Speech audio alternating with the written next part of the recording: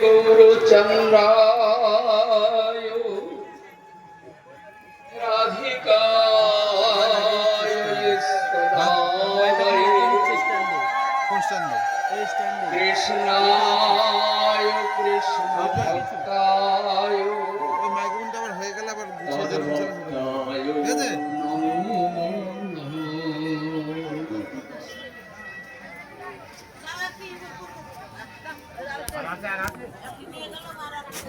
রাধে রাধে। পরিক্রমা গ্রন্থ কোথায় পাওয়া যাবে? কোন ওই যে যেটা উনি বাবাজি এটা না কোটি সমুদ্র গম্ভীর কৃষ্ণের লীলা বললো না বাবাজি। ব্রহ্মা নারদাদি দিতে নারী সীমা, আমি তো অধম ছাড় কি বর্ণিতে পারি, বৈষ্ণব কৃপা বিনু কিছু নাহি জানি।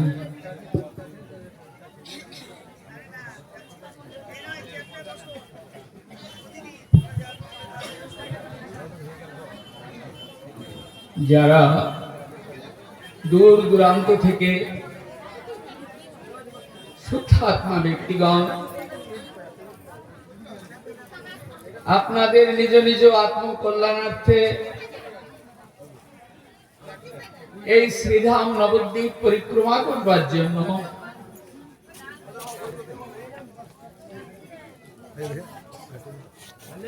ছটির মাঠ গৌর গোপীনাথ মন্দিরে এসে উপস্থিত হয়েছেন, সেই সমস্ত শ্রদ্ধালু ভক্তগণের জন্য আমার বিশেষ নিবেদন। আপনারা এতক্ষণ খুব সুন্দর হরিকথা শুনলেন, কিন্তু আমি অত সুন্দর বলতে জানি না। ভগবান ক্ষমতা দেননি, কি বলবো বলুন। তো আপনারা এতক্ষণ খুব সুন্দর হরিকথা শুনলেন, আমারও খুব ভালো লাগলো। এইবার যদি মনে করেন আমি একটু বিরক্ত করছি, তাহলেও কিন্তু উঠবেন না, কেননা আমি এখন যে বক্তব্য রাখছি সেটি সম্মিলিত নয়। এক একটা দ্বীপের উপর এক একদিন বক্তৃতা, আমার বক্তব্য রাখবো এক একটা দ্বীপের উপর এক একদিন।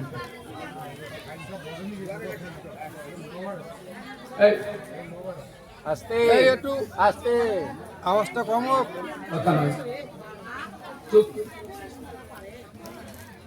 আমি এক একটা দ্বীপের উপর এক একদিন বক্তৃতা রাখবো, এবং প্রতিটা দ্বীপের যে মাধুরীমা সেটিকে আমি কিঞ্চিৎ আস্বাদন করানোর জন্য আমি আপ্রাণ চেষ্টা করব।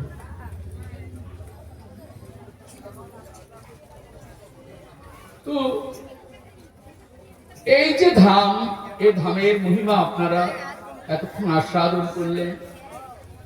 কোটি প্রাণ প্রিয় অবতার শ্রীমান মহাপ্রভু পদাঙ্কিত ভূমি এই নবদ্বীপ ধাম,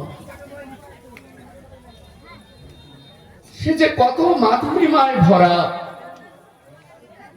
কোটি কণ্ঠে তার স্বরে যদি ঘোষণা করা হয়, তথাপিও তার মহিমার শেষ হয়।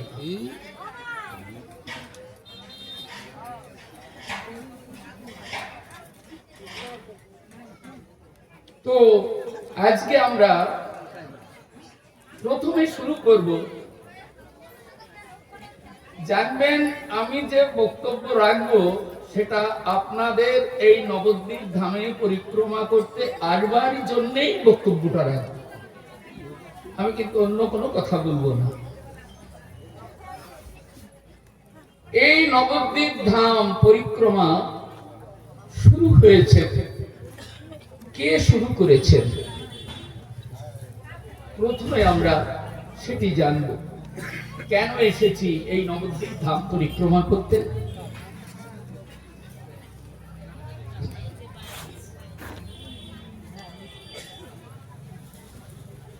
এই নবদ্বীপ ধাম পরিক্রমা শুরু হয়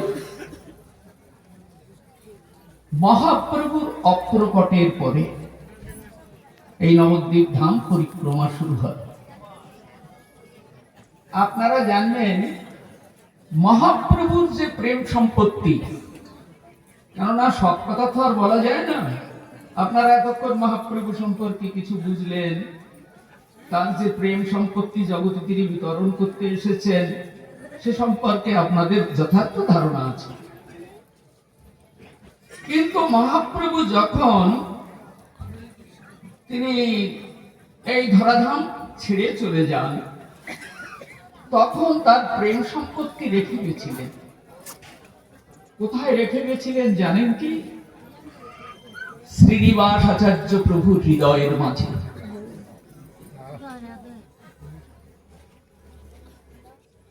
আমার নিত্যানন্দ প্রভু যখন চলে যান, তখন তার প্রেম সম্পত্তি রেখে গেছিলেন জানেন নরোত্তম ঠাকুর মশার হৃদয়ের মাঝে।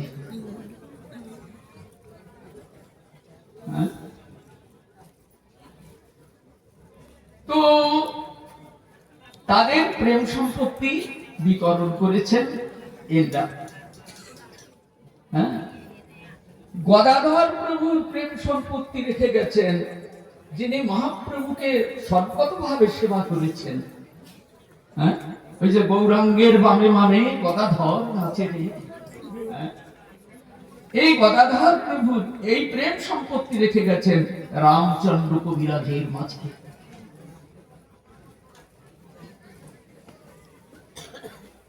এরা রেখে গেলেন কি জন্য রেখে গেলেন?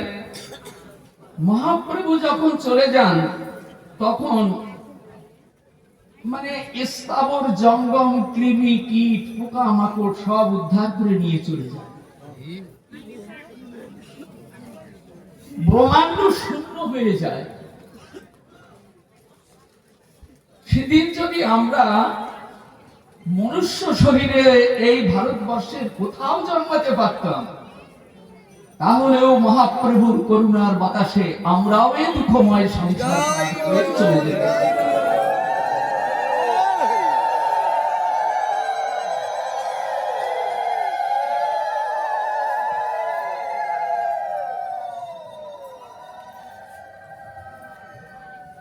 কিন্তু সেদিন হয়তো ব্রহ্মাণ্ডে ছিলাম না, তাহলে ঝাড়খণ্ডের বাঘ ভাল্লুক হাতি ঘোড়া এমনকি ব্যাঙ ইঁদুর কৃমি কীট তারাও পার হয়ে গেছে মহাপ্রভুর করুণার বাতাসে।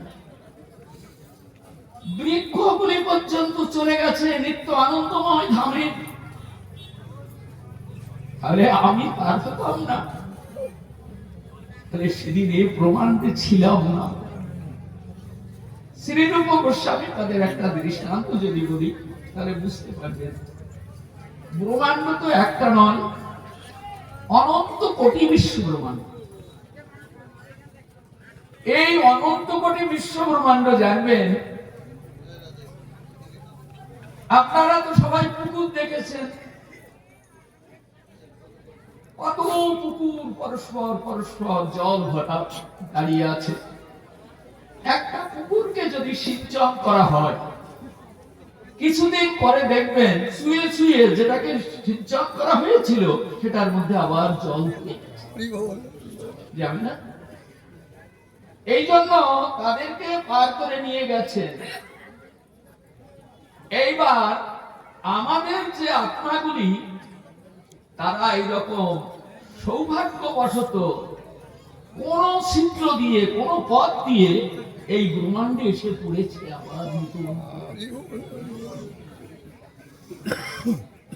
আবার নতুন করে এসে পড়েছে। তার মধ্যে আমি এক দুর্ভাগা। তথাপিও কোটি প্রাণ প্রিয় অবতার শ্রীমান মহাপ্রভুর পদাঙ্কিত ভূমিতে এসে পড়তে পেরেছি। এটি জনম জনমের স্বীকৃতি, জনম জনমের। আজ তাই মহাপ্রভুর এই পদাঙ্কিত ভূমিতে এসেছি।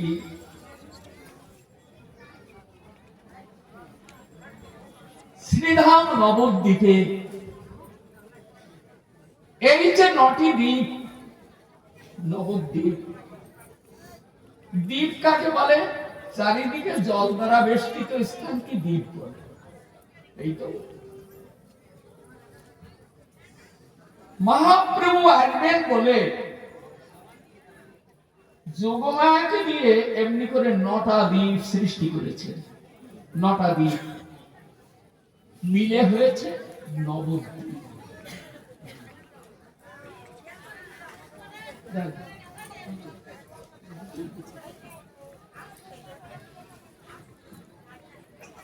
তাই আমরা এই নবদ্বীপের মাধুরীমা কিঞ্চিত আস্বাদন করবার জন্য আজ আমরা অনেক কষ্ট স্বীকার করেও দূর দূরান্ত থেকে আজ আমরা এখানে এসে সবাই সম্মিলিত হয়েছি। কেন? নিতাই গৌর বড় দয়াল, তাই তার কিঞ্চিত প্রেম লাভ করে যদি আমার জীবনটা আমি ধন্য করতে পারি। কেননা এই সংসারটা দুঃখের কারাগার, এখানে কারোর তো সুখ হয় না। আমরা কি কেউ সুখী আছি বলতে পারবেন? হ্যাঁ, যেখানে রোগ আছে, শোক আছে, তাপ আছে, জ্বালা আছে, যন্ত্রণা আছে, ব্যাধি আছে, ঘাত প্রতিঘাত সংঘাতে ভরা, পেছনে মৃত্যু দাঁড়িয়ে আছে। আমরা কেউ সুখী আছি কি? নেই। আমরা সুখে নেই বলেই ভগবান করুণায় পরবশ হয়ে আজ তিনি গোলক থেকে ভূলোকে নেমে এসেছেন আমাদিগকে করুণা করে এই দুঃখময় সংসার থেকে উদ্ধার করে আনন্দময় ধর্মে দিয়েছিলেন।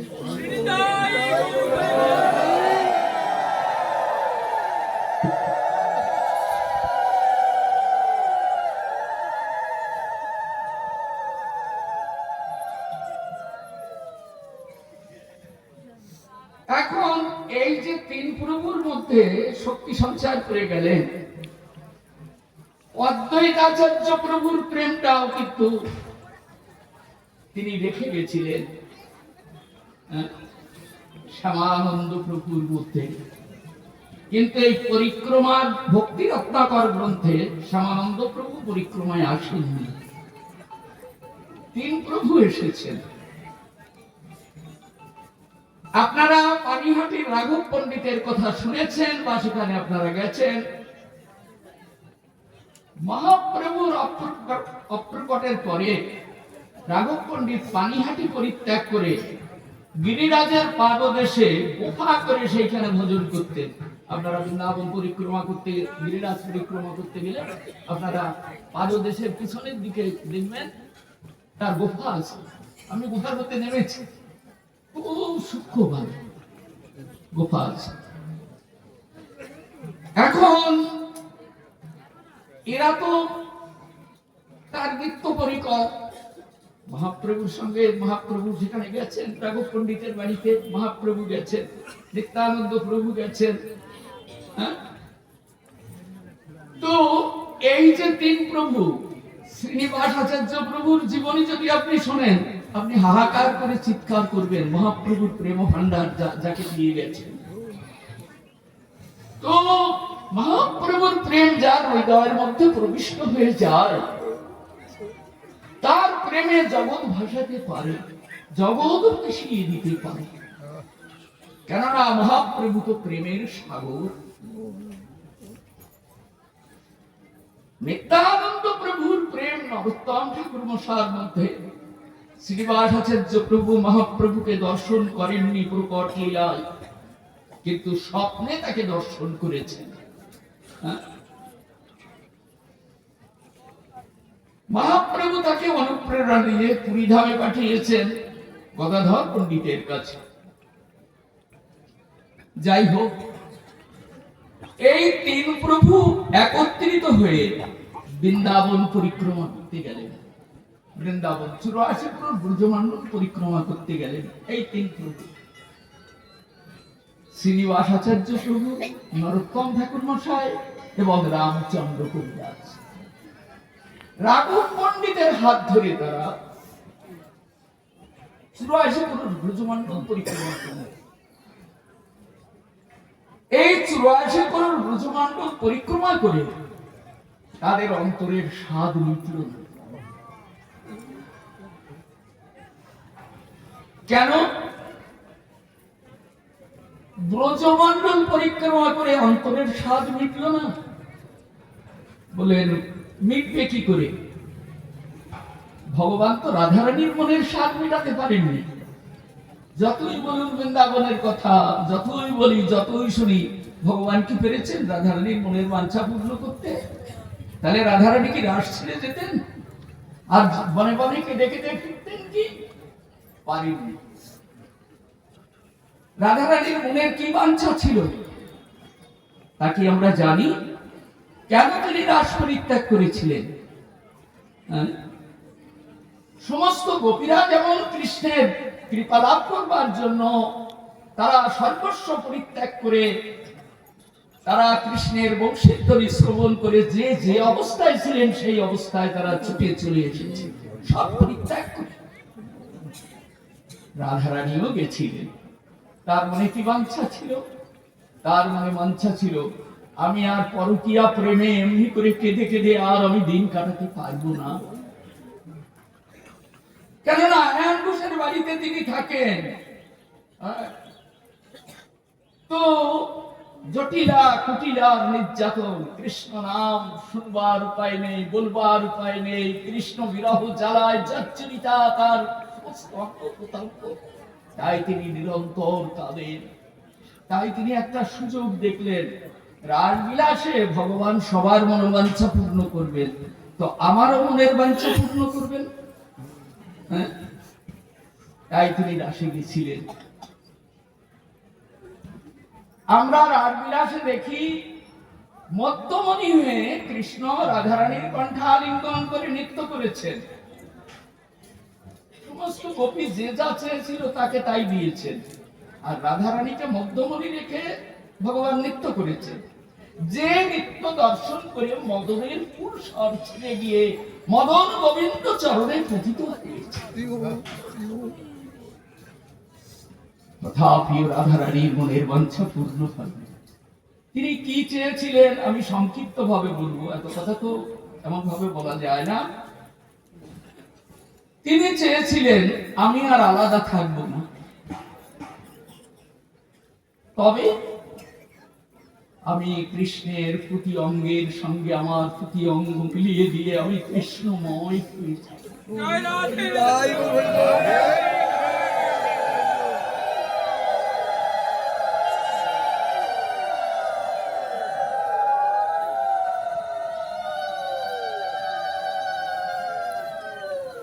এইটি ছিল রাধারানীর মনের ইচ্ছা। কিন্তু নাচলে কি কৃষ্ণ অঙ্গের সঙ্গে মিলন হলো? হলো না। তাই তার মনের বাঞ্ছা পূর্ণ করে।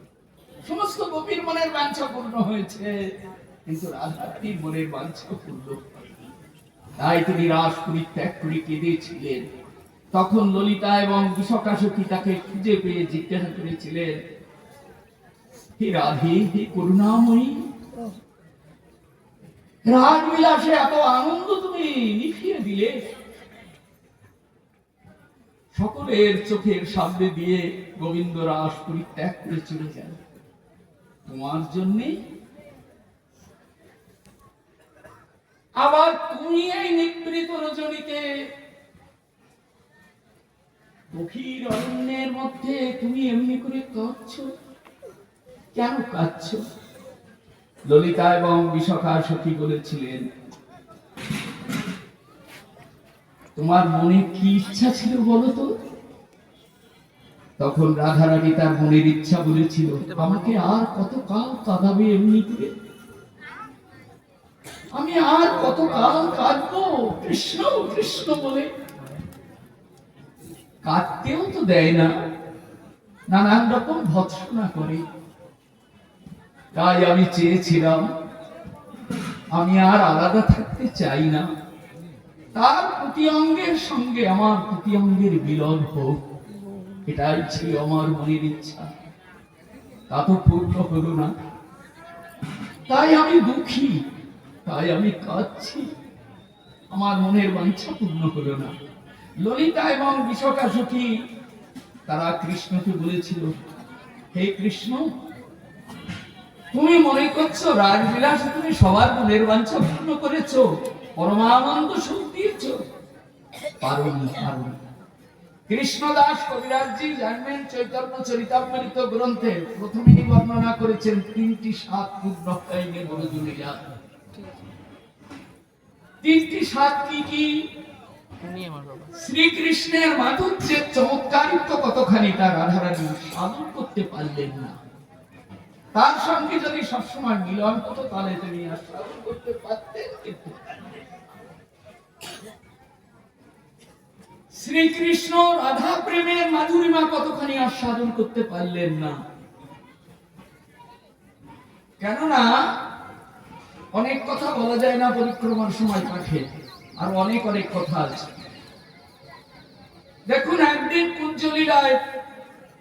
কুঞ্জলীলার সংকেত আছে, সংকেতগুলি এখন বলা হবে না। কোন কুঞ্জে দ্বাদশ কাননের যে কুঞ্জগুলি হয়, কিভাবে মিলন হয়, এটা বৃন্দা দেবী এসের সংকেতে বলে দেয়। তো আজকে কোন কুঞ্জে মিলন হবে সেটি রাধারানীকে বলে দিয়েছিলেন। গোবিন্দ সেখানে গেছিলেন, গিয়ে দেখেন কোনো প্রদীপ জ্বলছে না, অন্ধকারে ঘোরা। এই জন্য রাধারানীকে অন্বেষণ করে বেরিয়েছেন। অন্ধকারের মধ্যে রাধা কোথায়, কেন এলো না? যাবটে গিয়ে চিন্তা করছেন, যাবটে গিয়ে রাধারানী ঘরের মধ্যে আটকে আছে, আমি কি করে বের করব? চিন্তা করছেন, চরণের নুপুর বাজাবো, নুপুর বাজালে যদি শুনে ফেলে তাহলে রাধাকে আর বেরোতে দেবে না। তবে কি বাঁশি বাজাবো? বাঁশি বাজালে তো আরো জোর হবে, তখন তো বুঝতেই পারবে আর আমাকে তাড়া করবে, রাধারানীকেও আর বলবে। এমনি করে চিন্তা করতে করতে রাত প্রায় ভোর হয়ে যায়। তখন তিনি শুনছেন কোকিল বনে কোকিল ডাকছে কুকু কুকু করে। তখন ভগবান চিন্তা করছেন, কৃষ্ণ চিন্তা করছেন, আমি এইবার একটা সংকেত বুঝতে পেরেছি। কি? আমি ওই কোকিল বনে গিয়ে ওই তমাল বৃক্ষের ডালে বসে আমিও কোকিলের মতো ডাকবো, দেখি রাধাকে বের করতে পারি কি। কোকিল বনে গিয়ে ওই বৃক্ষে উঠে এখন রাধাকে ডাকছেন কোকিল কণ্ঠে, রাধে রাধে বলে ডাকছে। অবিকল যেন কোকিলের কণ্ঠ মিলিয়ে দিয়ে ভগবান সব পারে। রাধারানীর কিন্তু রাত্রিতে ঘুম হয়নি, সারা রাত ধরে কেঁদে কেঁদে চোখের জলে বালি। রাধারানী শুনছেন এ কোন কোকিল ডাকছে রে, এ তো কোকিল নয়, এ যে আমার প্রাণ কোকিল, সারা রাত ধরে এমনি করে কেঁদে কেঁদে। রাধারানী আরো কাঁদছেন আর বলছেন, ওরে প্রাণ কোকিল, তুমি এখন ঘরে ফিরে যাও, আজ আর আমার বেরোনো হলো না। তাহলে ভগবান যে করুণাময়, প্রেমময়, আনন্দময়, সবই তিনি। কিন্তু দেখুন রাধারানীর জন্য রাধা প্রেমের মাধুরিমা কতখানি তার আস্বাদন করা হলো না।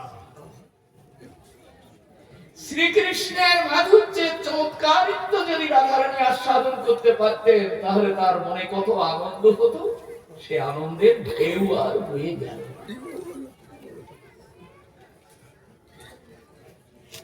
এই জন্য ভগবান এই 3টি ঋণ পরিশোধ করবার উপায় খুঁজতে লাগলেন। আমি সংক্ষেপে একটু বলবো, আপনারা স্বপ্ন বিলাস দেখবেন, বুঝতে পারবেন।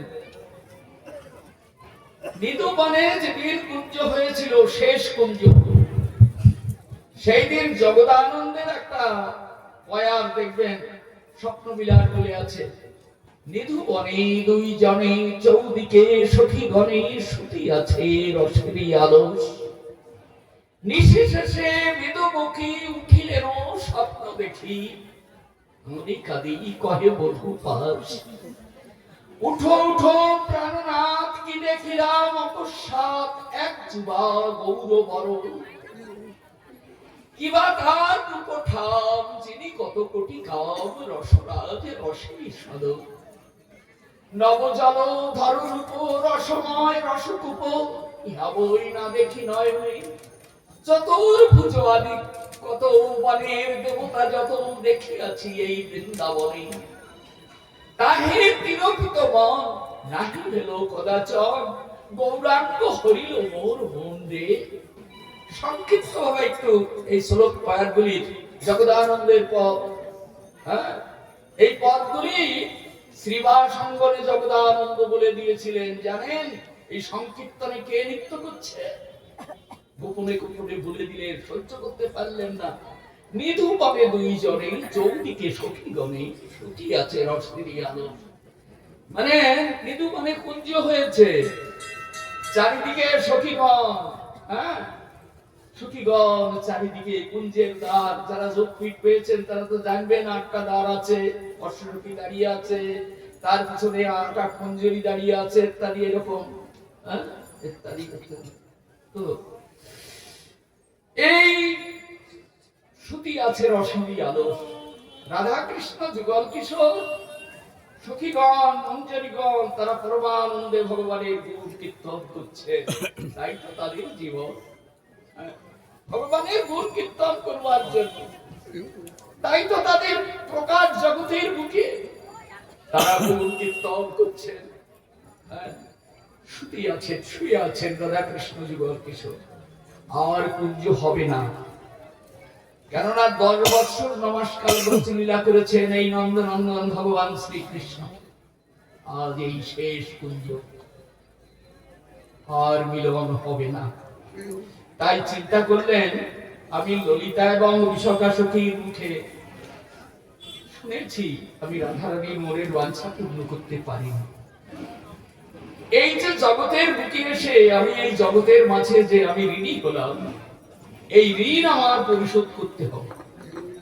এই ঋণ, কেননা এখানে দোকানে খেয়ে গেলেন, চলে গেলেন আপনার বাড়ি দূরে, তাকে দোকানের ঋণ ওইখানে এক দোকানদারকে দিলে শোধ হবে? হবে না, এই দোকানদারকে দিতে হবে। এখন চিন্তা করলেন আমি জগতে গিয়ে ঋণী হয়েছি, এই ঋণ জগতে গিয়ে পরিশোধ করতে হবে। তা না হলে ভগবান 71 চতুর্যুগে 1 মন্বন্তর 14 মন্বন্তরে একবার মাত্র আসেন জগত ভেতর, একবার আসেন, 2 বার আসেন না। কিন্তু এই ঋণ থাকার জন্য চৈতন্য চরিতামৃতকার শ্রীল কৃষ্ণদাস কবিরাজ জি লিখছেন, ভগবান এই ঋণ শোধ করবার জন্য তাকে আবার গৌরাঙ্গ হয়ে জগতের বুকে এসে প্রকাশ।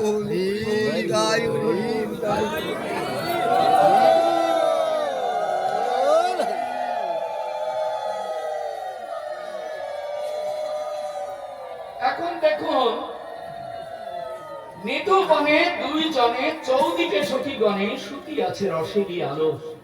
নিশি শেষে বিধুমুখী উঠিলেন স্বপ্ন দেখি, কাঁদি কাঁদি কহে বধূ পাশ। হ্যাঁ, এখন কৃষ্ণ কি করেছেন? তিনি যে রাধারানীর মনের বাঞ্ছা পূর্ণ করতে পারবেন এটার তো কোনো ঠিক নেই। তা যদি আমি রাধারানীকে দিয়ে পরীক্ষা করিয়ে নিতে পারি যে আমি রাধারানীর মনের বাঞ্ছা পূর্ণ করতে পেরেছি, তাহলে সেটা সঠিক হবে। এই জন্য রাধারানীকে ঘুমিয়ে দিয়েছেন যোগমায়ার আবরণ দিয়ে, আর নিজে ঘুমের ভান করিয়াছেন। গভীর রাত্রিতে রাধারানীর স্বপ্ন দেখছেন। হ্যাঁ, আমি একটু সংক্ষিপ্ত করে বলবো, কিছু মনে করবেন না, সময় তো আমার হাতে কম। তো রাধারানীর স্বপ্ন দেখছেন, এক যুবা গৌরবরণ, গৌর বর্ণ ধারণ করে এক যুবক দুবাহু প্রসারিত করে হরিনাম সংকীর্তন করে যাচ্ছে।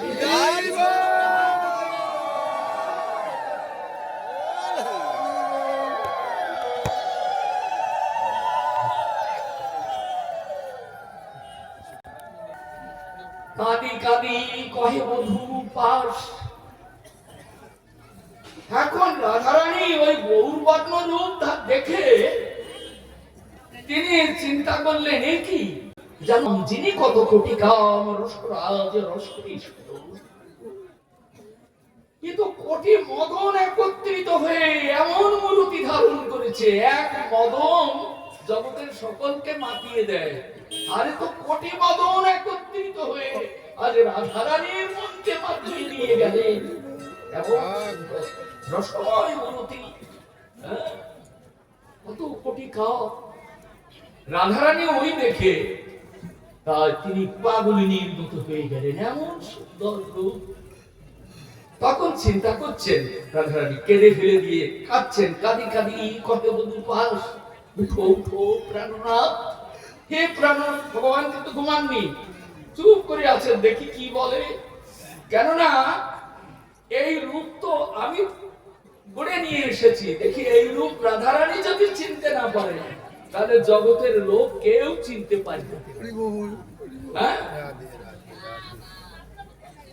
এখন রাধারানী কেঁদে কেঁদে গোবিন্দকে ঠেলছেন, কাঁদি কাঁদি কহে বধূ পাস, উঠো উঠো প্রাণনাথ, কি দেখিলাম অকস্মাৎ, এক যুবা গৌর বরণ, কিবা তার রূপঠাম, যিনি কত কোটি কাম, রসরাজ রসে। আমি কি দেখলাম, রসময় বিগ্রহ, এত সুন্দর, কি দেখলাম। তখন রাধারানী কাঁদছেন, কেঁদে কেঁদে তিনি মূর্ছিত হয়ে পড়ে গেলেন। গোবিন্দ তখন তাকে ধরতে গেছেন। রাধারানী বলছেন, হে প্রাণনাথ, তুমি আমাকে ছুঁয়ো না, স্পর্শ করো না। কেন? আমি পরপুরুষের প্রেমে আমি পাগলিনী হয়ে গেছি, তুমি আমাকে ছুঁয়ো না। কেননা আমি অপবিত্রা, আমি এতদিন কৃষ্ণ ছাড়া আর কিছু আমার এই নয়নে আমি দেখিনি। এই নয়নে আমি আর কিছু দেখিনি, শুধু আমি তোমাকেই দেখেছি। আজ আমি এমন এক রূপ দর্শন করলাম, যা দেখে আমি তার প্রেমে পাগলিনী হয়ে গেলাম। আমি ব্যভিচারিণী, আমাকে তুমি স্পর্শ করো। কেঁদে যখন মূর্ছিত হয়ে পড়লেন, তখন কোলেতে করিয়া ধরি, মুখ চোখে বেরি বেরি, তখন কোলে করে নিয়ে মুখ চুম্বন করে বলছেন, রাধে তুমি আমাকেই দেখেছ, তোমাকে দেখেছি। হ্যাঁ, তুমি আমাকেই দেখেছ, আমি তোমাকে চিনি না। তুমি তো নবজলধর রূপ, রসময় রসরূপ, তুমি তো নবজলধর শ্যাম সুন্দর। আমি দেখেছি গৌর রূপ। বলেন, ওই গৌর রূপই আমার, আমি ওই গৌর রূপ ধারণ করেছি। বললেন, বলো তো কি প্রকারে তুমি গৌর হলে? বললেন, রাগ বিলাসে তুমি রাস ছেড়ে গেছিলে, তোমার মনে আছে কি? আমি তোমার মনের বাঞ্ছা পূর্ণ করতে পারিনি, তাই এরপরে তোমার মনের বাঞ্ছা পূর্ণ করে আমি জগতের মুখে তোমাকে নিয়ে গিয়ে আমি পরমানন্দময় লীলা করব মধুর নবদ্বীপে।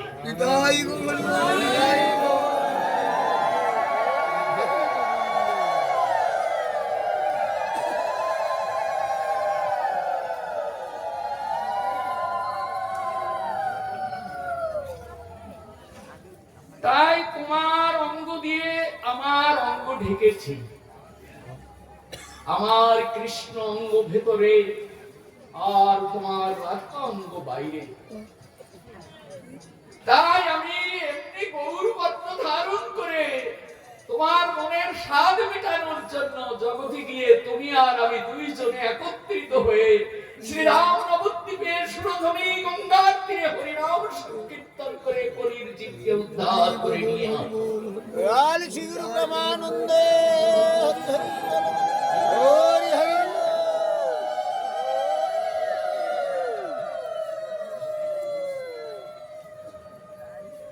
তাই আজ এসেছেন মহাপ্রভু। শুনুন, ব্রহ্মাণ্ড পুরাণে পরিষ্কার উল্লেখ আছে। কি আছে? কালকে আমি সৃষ্টি তত্ত্ব সম্পর্কে কিছু কথা আস্বাদন দিয়েছিলাম, কিন্তু অল্প সংখ্যক শ্রোতা ছিলেন। আজকে শ্রোতার সংখ্যা পরিক্রমায় অনেক বেড়েছে, কিন্তু সেইগুলি কথা আজকে শোনাতে গেলে তো আমার রাত্রিও ফুরবে না, এই জন্য অতটা আমি শোনাতে আজকে আর পারবো না। তবে সংক্ষিপ্ত ভাবে আমি কিছু আস্বাদন দিয়ে যাব।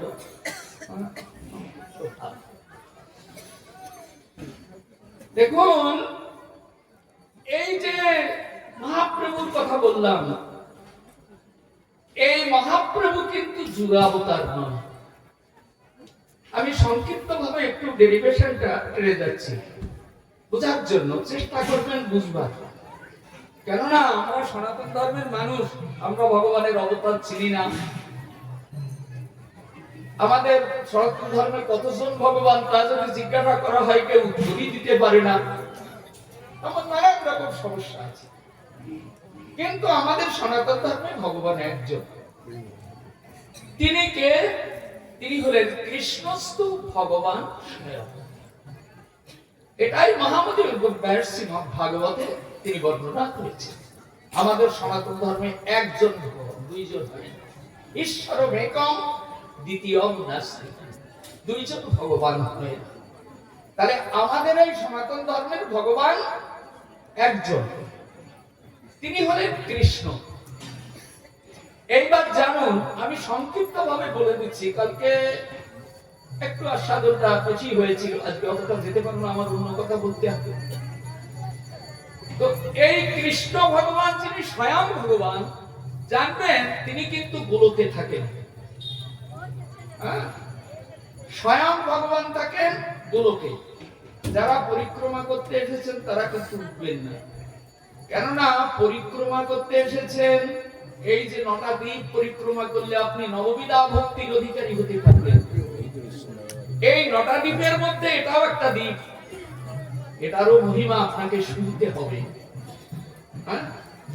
তো যার মহিমা শুনবেন সে কেমন যদি একটু না বুঝেন, তাহলে তার মহিমাটাও আপনি বুঝতে পারবেন না।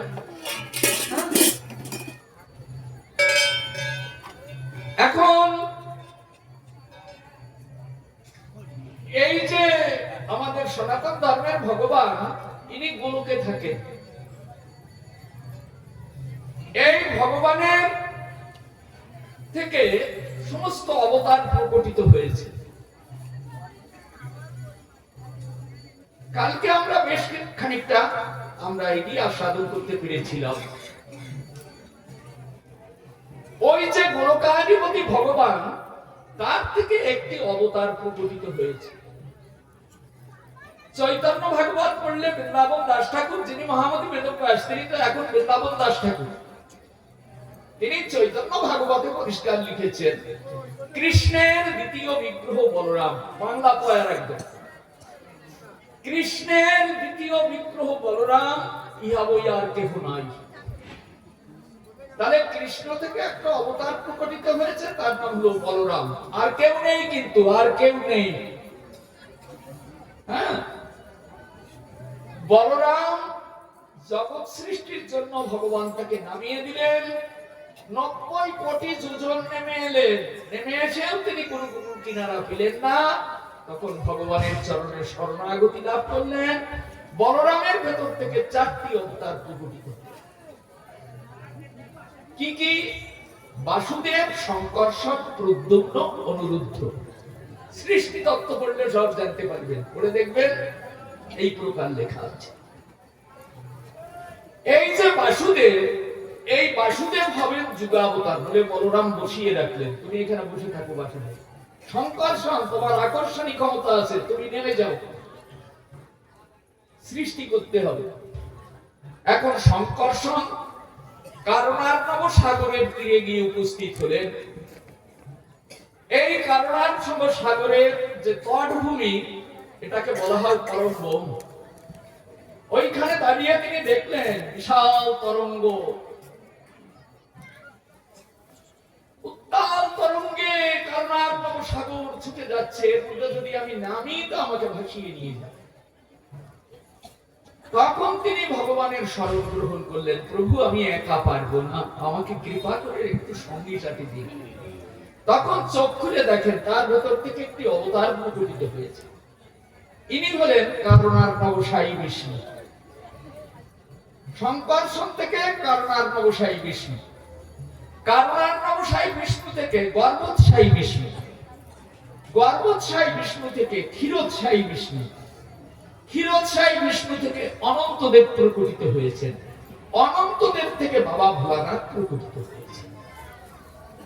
হ্যাঁ, এগুলি যদি আমরা না জানি তো কাকে ভগবান বলবো, কাকে ডাকবো, এই জন্য আমরা বুঝতে পারি না কাকে ডাকবো, কাকে ভগবান মনে করব।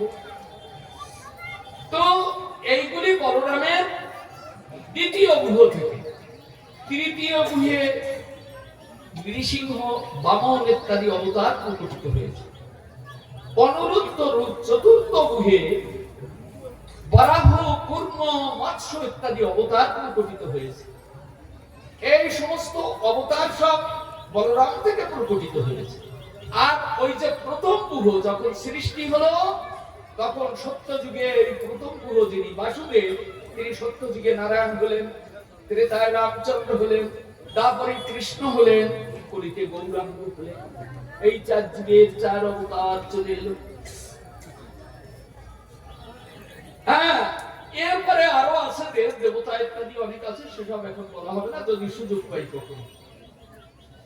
এই যে অবতারগুলি কে প্রকট করলেন? ভগবানের দ্বিতীয় গুহ বলরাম। জানেন সেই বলরাম আজ আপনার দুয়ারে এসেছে, জানতে পেরেছেন কি? তো সেই বলরামকে যদি আমরা পাই, তাহলে এত অবতার যিনি সৃষ্টি করেছেন, ওই একজনকে পেলেই তো আমরা সমস্ত অবতারকে আমরা পূজা করি, সমস্ত অবতারের পূজা আমরা করতে পারবো। সেই বলরাম এবার নিত্যানন্দ রূপে আমাদের দুয়ারে এসে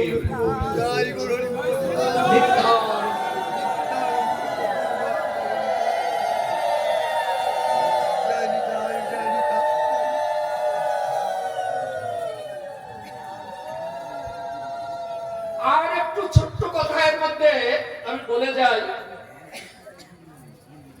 নিত্যানন্দ রূপে যিনি প্রকটিত হয়েছেন, তিনি আমাদিগকে আরো কিছু দিচ্ছেন। কি দিচ্ছেন?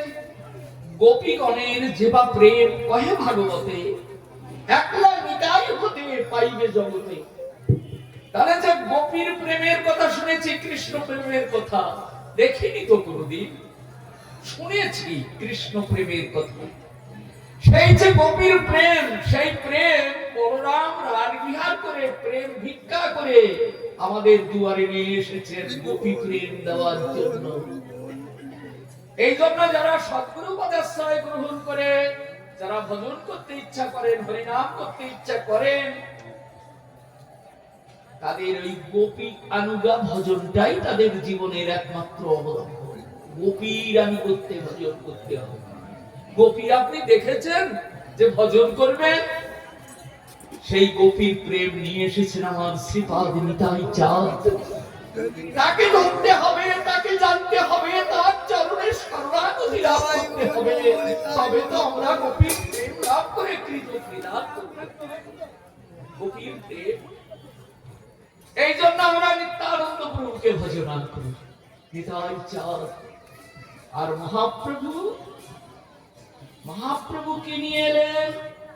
ওই দেখিয়ে গেলেন যে রাধে, এই দেখো তোমার মনের বাঞ্ছা আমি পূর্ণ করতে পেরেছি কিনা। হ্যাঁ, তোমার প্রতি অঙ্গ আমার প্রতি অঙ্গ দিয়ে, আমার প্রতি অঙ্গ ঢাকা তোমার প্রতি অঙ্গ। তাই আমি, তুমি অন্য কাউকে দেখোনি, তুমি আমাকে দেখেছো। তাই তিনি গোলকে গিয়ে রাধাঙ্গ কৃষ্ণ অঙ্গকে ঢেকে তিনি গৌরাঙ্গ সুন্দর হয়ে গোলক থেকে পুলকে নেমে এসেছেন। ব্রহ্মাণ্ড পুরাণ বর্ণনা করছেন, গোলকঞ্চ পরিত্যজ্য লোকানাং ত্রাণকারণাং কলৌ গৌরাঙ্গ রূপেণ লীলালাবণ্য বিগ্রহ। এই দেখুন স্বয়ং ভগবান কৃষ্ণ গোলকে থাকেন। এই দেখুন ওই গোলকের কৃষ্ণ নামছেন যুগে যুগে যুগাবতার নামে, স্বয়ং ভগবান নামে না। স্বয়ং ভগবান একাত্তর চতুর্থ যুগে 1 মন্বন্তর, 14 মন্বন্তরে একবার মাত্র নামেন জগত বেদ। একবার তিনি তো বৃন্দাবনে নেমেছেন, তো আবার নামলেন কেন? রাধারানীর যদি স্বাদ মেটাতে পারতেন তাহলে কি তিনি আর আসতেন? তাই রাধারানীর প্রেম ভান্ডার নিয়ে আজ গোলকঞ্চ পরিত্যাজ্য, গোলকধাম পরিত্যাগ করে লোকানান্তরান কারণাত্মারের মনের উদ্দেশ্য, একদিকে আমি রাধারানীর মনের বাঞ্ছা পূর্ণ করব, আর অন্যদিকে কলির কবলিত জীব এরা বড় দুঃখী। জানেন আমাদের মতো দুঃখী কেউ নেই। বললেন আমার তো অনেক টাকা পয়সা আছে, গাড়ি বাড়ি আছে, আমি তো সুখী আছি। বলছেন কেন দুঃখী? বললেন দেখুন, টাকা পয়সা থাকলে কি জগৎ সংসার থেকে পরিত্রাণ পাওয়া যায়? কার টাকা কার, যতই গোছাবেন, যতই গাড়ি করুন না কেন, কোনদিন ফুরিয়ে গেলে বেরিয়ে চলে যেতে হবে, সব করে করবে। কোনটি কার ধাম, কোনটি কার বাড়ি? এ যেন পথিকের এক পান্থশালা। পান্থশালায় যেমন পথিক একটু জলপান করে, বিশ্রাম করে, আবার চলে পথ, বিশ্রাম করে। যে দেশ থেকে এসেছে সে সেই দেশের দিকেই চলে, যে পথ দিয়ে এসেছে সে সেই পথেই চলে। কত পথ, কত দূর চলছে পথিক। আমরা তেমনি কর্মফল অনুসারে অনন্তকাল ধরে এই সংসার চক্রে আমরা শুধু ভ্রমণ করে চলেছি। আর শিয়াল, কুকুর, কৃমি, কীট, পোকামাকড়, স্থাবর জঙ্গম, জানি না কোন সুকৃতির পরিণতিতে আজ এই দুর্লভ নরতমীতে এসে উপস্থিত হয়েছে। এই নরতমী এই সংসার চক্র থেকে পরিত্রাণের একমাত্র উপায়, আর কোনো উপায় নেই। তাই আপনি কি মনে করছেন আপনার নাতি আছে, আপনার আত্মীয় স্বজন আছে, আপনার মুখ আছে? আপনার কেউ নেই, কেউ নেই, আপনি একা। এই জন্য আমাদের একমাত্র আপনজন আছেন, তিনি হলেন আজ এই কলিযুগে ওই গৌরাঙ্গ সুন্দর। তিনি করুণা করে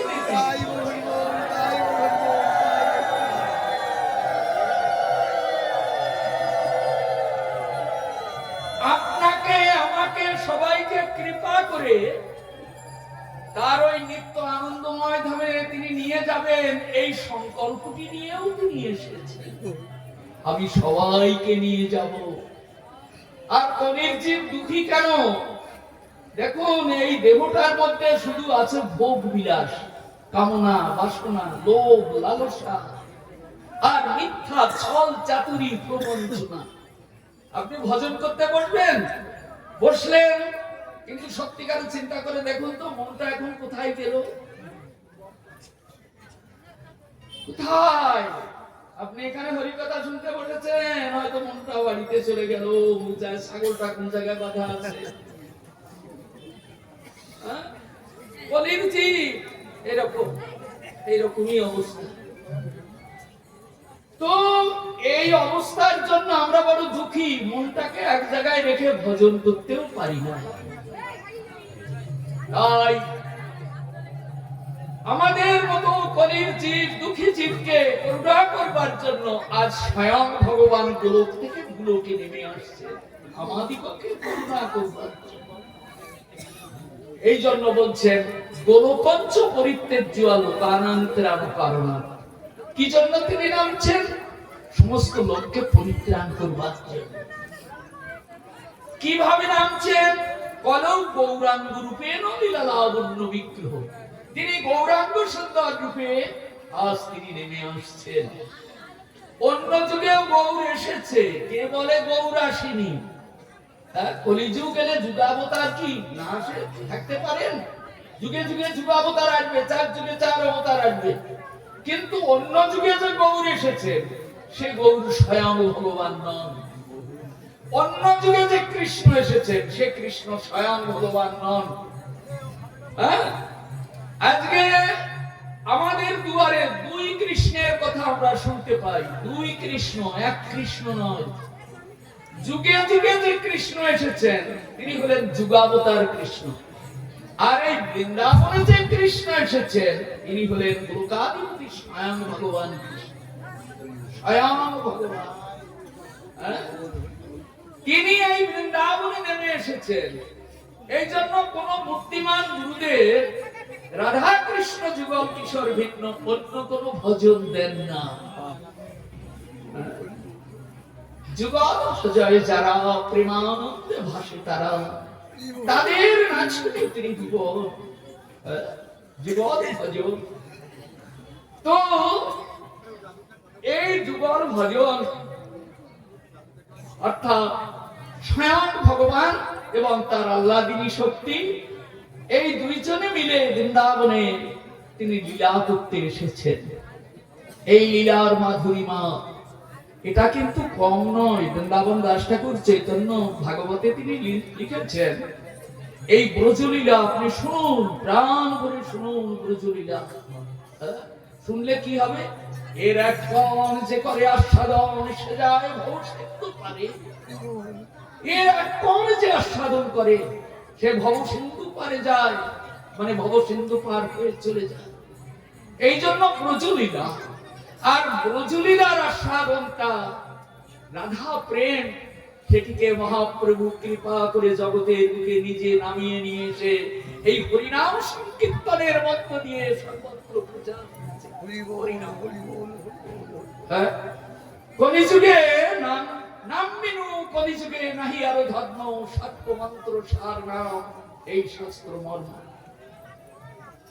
নাম ছাড়া কলিতে কোনো ধর্ম নেই।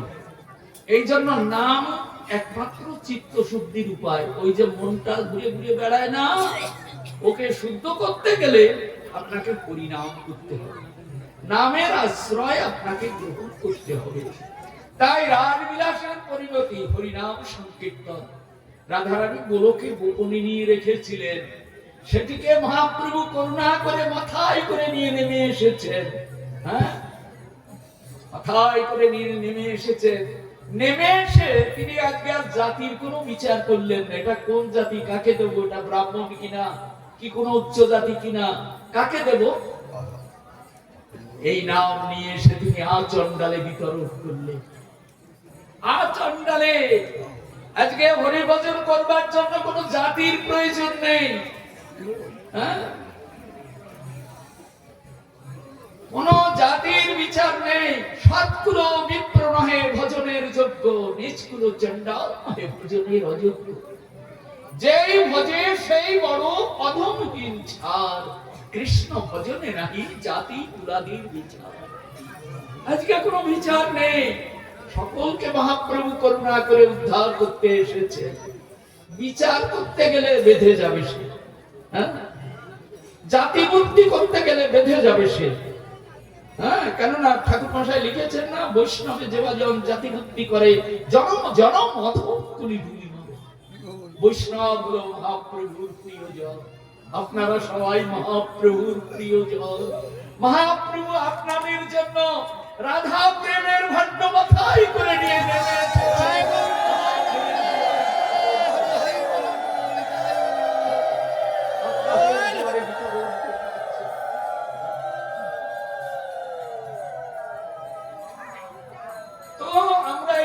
মহাপ্রভু নিতাই চাঁদ সম্পর্কে একটু আস্বাদন করলাম।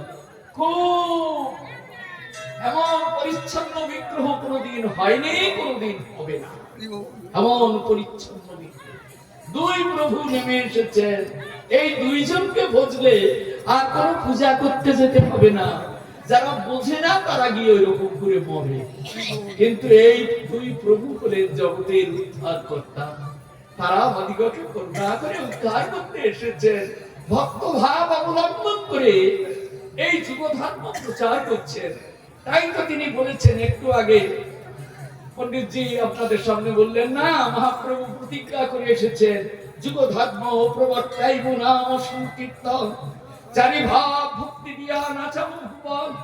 চারটে ভাব ভক্তি কি? বৃন্দাবনে এক একটা ভাব এক একজনকে দিয়েছেন। যারা দাস্য প্রেম লাভ করেছেন তাদেরকে দার বলা হয়, যারা সখ্য প্রেম আস্বাদন করেছেন তাদেরকে সখা বলা হয়। যারা বাৎসল্য প্রেম রস আস্বাদন করেছেন তারা নন্দ যশোদা উপানন্দ অভিনন্দ সুনন্দ নন্দরাদি ইত্যাদি। যারা কান্তা প্রেমের রস আস্বাদন করেছেন তারা সখী, তারা বুঝির। চার প্রকার ভাব চারজনে পেয়েছেন। মহাপ্রভু বলছেন কি জানেন, আজকে এত করুণায় পরবশে হরিনাম নিয়ে নেমে চলছেন, যুগ ধর্ম প্রবর্তাই নাম সংকীর্তন, চারি ভাব ভক্তি দিয়া নাচাবো ভুবন। এই পরীর জীবকে আমি চার প্রকার ভাব দিয়ে আমি নাচাবো, চারি ভাব ভক্তি দিয়া নাচাবো। আপনি করিব ভক্ত ভাব অঙ্গীকারে, নিজে আমি ভক্ত হব, আপনি আচরি ধর্ম শেখাবো সবাই। আমি আচরণ করে করে ধর্ম শিক্ষা, তাই তিনি আচরণ করে করে ধর্ম শিক্ষা দিচ্ছেন। দেখুন কেঁদে কেঁদে দুয়ারে দুয়ারে ফিরছেন ভগবান, স্বয়ং ভগবান, যিনি আপনার আত্মা। ওই আত্মাটা যিনি, তিনি আপনার দুয়ারে স্বয়ং এসেছেন, আপনার দুয়ারে এসে ডাকছেন, ওগো আর কতকাল এই দুঃখ ভুঞ্জিবে, আর কতকাল দুঃখ ভোগ করবে? আমি যে এসেছি তোমাকে নিয়ে যেতে, তুমি এসো, সদ্গুরু পদাশ্রয় গ্রহণ করে হরিনাম করো, তোমাকে নিয়ে যাবো।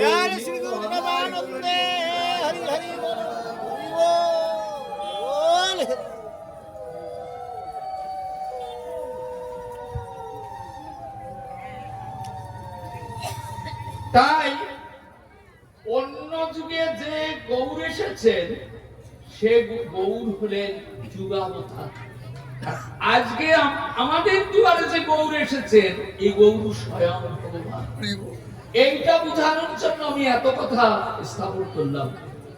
ইনি স্বয়ং ভগবান, সেই স্বয়ং ভগবান আজ কলির জীবের ভাগ্যাকাশে এই নদিয়ায় এসে উপস্থিত হয়েছেন। 9টি দ্বীপ নির্মাণ করে এখানে এসে উপস্থিত হয়েছেন, 9টি দ্বীপ নির্মাণ করে এসে উপস্থিত হয়েছেন আপনাকে আমাকে করুণা করে উদ্ধার করে নিয়ে যাওয়ার জন্য। তাই তো আমরা এসেছি এই নবদ্বীপ পরিক্রমা। এইবার নবদ্বীপ পরিক্রমার কথা বলি। বৃন্দাবন পরিক্রমা করে এই রাঘব পণ্ডিতের হাত ধরে শ্রীনিবাস আচার্য প্রভু, নরোত্তম ঠাকুর মশাই এবং রামচন্দ্র কবিরাজ তারা ব্রজ পরিক্রমা করে অন্তরের স্বাদ মিটল না। মনে হতে লাগলো ভগবান নদিয়ায় গিয়ে যে লীলা করেছেন ওইটা যতক্ষণ আমি আস্বাদন না করতে পারবো ততক্ষণ আমার মনের স্বাদ মিটবে না। তাই 3 ঠাকুর বৃন্দাবন থেকে ফিরছেন, আসছেন নদিয়া। 3 ঠাকুর, এই 3 ঠাকুর। হ্যাঁ, তখন তো মহাপ্রভু নেই, মহাপ্রভু তো প্রকট নেই তো মহাপ্রভু। এখন 3 ঠাকুর যাবেন কোথায়? সন্ধ্যাগত প্রায়, গঙ্গা পার হয়ে এপার এসে উঠেছেন। এখন এমন সময় এক বৃদ্ধ বিপ্র লাঠিটা ঠক ঠক করে ফেলছে আর হাঁটছে। এই 3 প্রভু কাউকে চেনেন না। ওই বৃদ্ধ ব্রাহ্মণকে দেখে দাঁড়িয়ে গেলেন। হে ব্রাহ্মণ ঠাকুর, আপনি কোথায় গেছিলেন আর কোথায় বা যাচ্ছেন এখন? ব্রাহ্মণ ঠাকুর বলছেন, আমি ঈশান ঠাকুরের সঙ্গে দেখা করতে গেছিলাম। ঈশান ঠাকুর কিন্তু এখনো অপ্রকট হয়নি। ঈশান ঠাকুরকে জানেন? যিনি মহাপ্রভুকে ছোটবেলা থেকে কোলে পিঠে করে মানুষ করেছে, যিনি সতী মাতাকে সেবা করেছে, সেই ঈশান ঠাকুর আজ মহাপ্রভুর অপ্রকটে তার ঘুম নেই, খাওয়া নেই, শুধু চোখের জলে বক্ষ প্লাবিত হয়ে যায় আর কাঁদে, হারা ঠাকুর আমায় ফেলে গিয়ে তোমার কি সুখ হলো, তোমার কি সুখ হলো? নেত্রনালী হয়ে গেছে। জগন্নাথ মিশ্রের বাড়িতে বাগান হয়ে গেছে, ধুলায় ধূসর, সমস্ত মিশ্রের বাড়ি ধুলায় ধূসর। ঈশান ঠাকুরের গায়ে কত ধুলো পড়ে আছে কে জানে। শুধু চোখের জল ছাড়া তার আর কিছু নেই। কেননা কেউ তো নেই, সচিমাতা নেই, বিষ্ণুপ্রিয়া দেবী নেই, কেউ নেই। শুধু হাহাকার, শুধু শূন্য বাতার বইছে, আর ঈশান ঠাকুর চোখের জলে ভাসছে। কত ব্যথা, কত বেদনায় ভরা। তাই জিজ্ঞাসা করছেন, ঈশান ঠাকুর কেমন আছেন? বললেন, সে কথা কি শুনবে, আমি কাকে বলবো? তার দুঃখের কথা ভাষায় অবর্ণনীয় বলে শেষ করে। আচ্ছা বাবা, তোমরা কারা? শ্রীনিবাস আচার্য প্রভু বলছেন, আমার নাম শ্রীনিবাস, আমার নাম নরোত্তম, আমার নাম রামচন্দ্র কবিরাজ। ও, এই তো একটু আগে ঈশান ঠাকুরের মুখ দিয়ে এই তিনটি নাম আমি শুনলাম। তোমরা নাকি আজকে আসবে। তখন ওরা কেঁদে ফেলে দিয়েছে। কেমন করে বুঝলেন ঈশান ঠাকুর আমরা আসবো? কেমন করে বুঝলেন? ওরা কেঁদে ফেলে দিয়েছে। বৃন্দাবন পরিক্রমা করেছে তো, আর মহাপ্রভু নিতাই চাঁদ গদাধর প্রভুর প্রেমে ভরা হৃদয়, তারা কি এই ব্যথা সইতে পারবে? টপ টপ করে চোখের জল পড়ছে। এখন বলছেন, ব্রাহ্মণ বলছেন, ঈশান ঠাকুর তোমাদের কথা বলেছেন, তোমরা শিগগির যাও ঈশান ঠাকুরের কাছে। হ্যাঁ, যাও, এই পথে, এই পথে।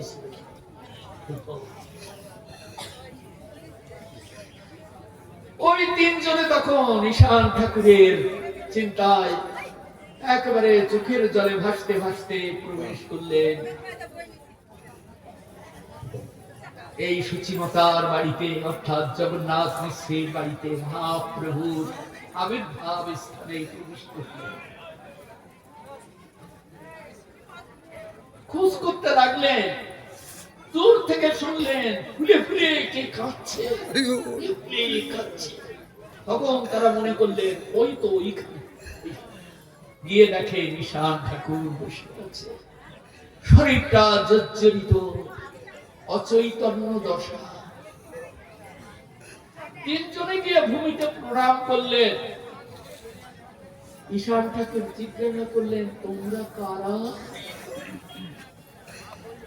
তোমরা কারা? এক এক করে নাম বললেন। ও, তোমরা এসেছো, তোমরা এসেছো। হ্যাঁ, দেখুন, স্বর্ণকার সোনা চেনে, তা নাহলে সে স্বর্ণকার হতে পারে না। প্রেমিক ব্যক্তি প্রেমের অন্বেষণ জানে, প্রেম জানে। প্রেমিক ব্যক্তিরা সবার সঙ্গে কথাও বলেন না, তারা ভাবে বোঝেন কোথায় প্রেম আছে। আর জানবেন, প্রেম ছাড়া ভগবানকে কোনোদিন কেউ লাভ করতে পারেনি, কোনোদিন পারবে না। প্রেমই হলো ভগবানের। এই প্রেম লাভের জন্য যদি নরকেও যেতে হয়, তবে সেখানেই যাব, চাইব প্রেম। আমার প্রেম দাও, কৃষ্ণ প্রেম দাও, আমি গোবিন্দকে চাই। এই জন্য প্রেম ছাড়া তাকে পাওয়া যাবে না। তার জন্য নরক বললাম কেন?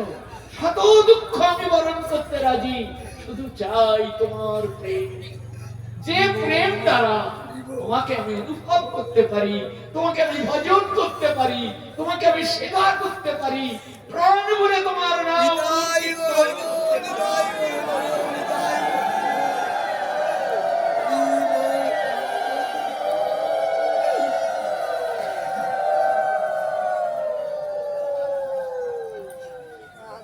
এই প্রকারে কথা হতে লাগলো। তখন শ্রীনিবাস আচার্য প্রভু তার চরণে নিবেদন করলেন, হে ঠাকুর, আমরা নবদ্বীপের কিছুই জানি না, প্রভু এই নবদ্বীপে কোথায় কোন লীলা করে গেছেন, কি বা তার মহিমা আমরা কিছুই জানি না। আপনি যদি কৃপা করে এই নবদ্বীপ পরিক্রমা করে আমাদের ঘুরিয়ে যদি সেই লীলা রসকে একটু আস্বাদন দিতেন, তাহলে এই দুঃখী হৃদয় শান্তি স্পন্দন লাভ করে কৃতজ্ঞতা হতে পারতেন। ঈশান ঠাকুর বলছেন তাই হবে। তোমাদের দেখে আমার শক্তির সঞ্চার হয়েছে, কেননা ভগবানের গুণ কীর্তনই হলো শক্তি। জানবেন, হাসি ঠাট্টা এগুলি কোনো শক্তি নয়, এগুলি আত্মার কল্যাণ নয়। আত্মার কল্যাণ, আত্মার শক্তি হলো হরিকথা শ্রবণ কীর্তন, তার গুণ কীর্তন করে প্রেমানন্দ লাভ করা। এটাই হলো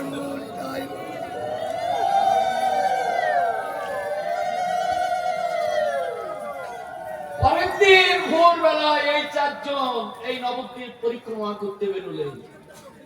নবদ্বীপ পরিক্রমা করতে বেরোলেন। অগ্রে ঈশান ঠাকুর, তার পিছনে শ্রীনিবাস আচার্য প্রভু, তার পিছনে নরোত্তম ঠাকুর, তার পিছনে রামচন্দ্র কবিরাজ, তার পিছনে আমাদের গুরুবর্গ দাঁড়িয়ে আছেন।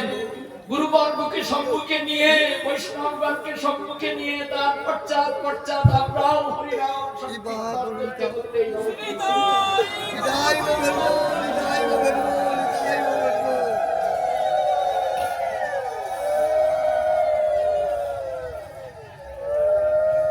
তাই তো আমরা এসেছি এই নবদ্বীপ পরিক্রমা করতে। আজ নবদ্বীপ পরিক্রমা করতে, হ্যাঁ দেখুন, মাত্র 7টা দিন, মাত্র 7টা দিন। তার এই 7টা দিনের জন্য আমাদের এই একটি সংসার, একটি সংসার। কৃষ্ণ যেমন গিরি গোবর্ধনকে ধারণ করে রেখেছিলেন 7 দিনের জন্য, আমরাও মন করবেন ঝড় জল দুঃখ দুর্দশা প্লাবন অনন্তকালের দুঃখের বোঝা মাথায় করে নিয়ে দুঃখের পথারে ভেসে চলেছি। তাই আজ এসেছি মহাপ্রভু নিতাই চাঁদের সংসারে এই দুঃখের পরিত্রাণের জন্য। একবার এই দুঃখের পরিত্রাণের জন্য এসেছি। এই জন্য কাউকে কোনো কটু কথা বলবেন না, হ্যাঁ, কারোর সঙ্গে কোনো বিবাদ নয়, রাস্তাতে হাঁটার সময় বাড়ির গল্প নয়, মনে মনে ভগবানের চিন্তা আর হরিনাম সংকীর্তন। কলিযুগে এটাই ধর্ম। আর হরিভক্তি বিলাসে একটা নিষিদ্ধ আছে, সেটাও একটু বলে দিই। এই নবদ্বীপ পরিক্রমা কালে নিতাই গৌর, আমরা যে হরিনাম করতে করতে চলেছি, আমাদের দক্ষিণ দিকে নিতাই গৌর দাঁড়িয়ে আছে। সবসময় মনে করবেন আমাদের দক্ষিণ দিকে নিতাই গৌর দাঁড়িয়ে আছে, আর বাঁদিকে কলি দাঁড়িয়ে আছে। এটা কলিযুগ তো, আপনাকে ছাড়বে না কলি। কলি বলছে আমি তোমাকে ছাড়বো না, হ্যাঁ, এই জন্য ও বাঁদিকে দাঁড়িয়ে আছে। এই জন্য কোন সময় থুতু ফেললে, উচ্চাপ করতে গেলে, পায়খানা করতে গেলে বাঁদিকে যাবেন, ডান দিকে কেউ যাবে না, হ্যাঁ, কেননা ডান দিকে আমার নিতাই গৌর দাঁড়িয়ে আছে। আর বাঁদিকে থুতু দিয়ে বলবে আর ধরতে পারবি না রে, নিতাই গৌর আমাকে।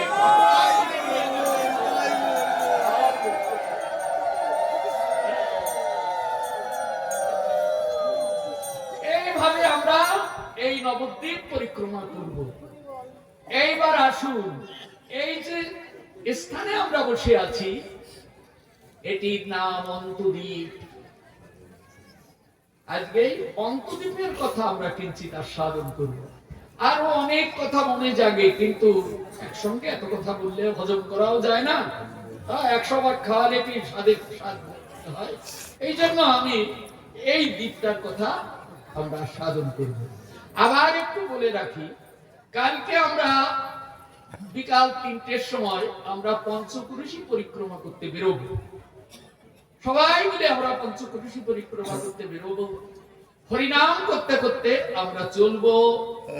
আমাদের এই পরিক্রমার যে উৎস, মানে যিনি অনুপ্রেরণা দিয়েছেন, তিনি আমার শ্রী গুরুদেব শ্রী শ্রী 108 গৌরী গোস্বামী মহারাজ। তার অনুপ্রেরণায় আমরা এই পরিক্রমা আমরা শুরু করেছিলাম। মুরারিদার আমি দুই ভাই মিলে এই পরিক্রমা সমস্ত দায়িত্বভার মাথায় করে নিয়ে আমরা চলতাম। আজ সে আমার কাছ থেকে হারিয়ে গেছে। তাও আমার বড় দুঃখ, বড় ব্যথা, কাকে বুঝাবো মনের কথা। তো যাই হোক,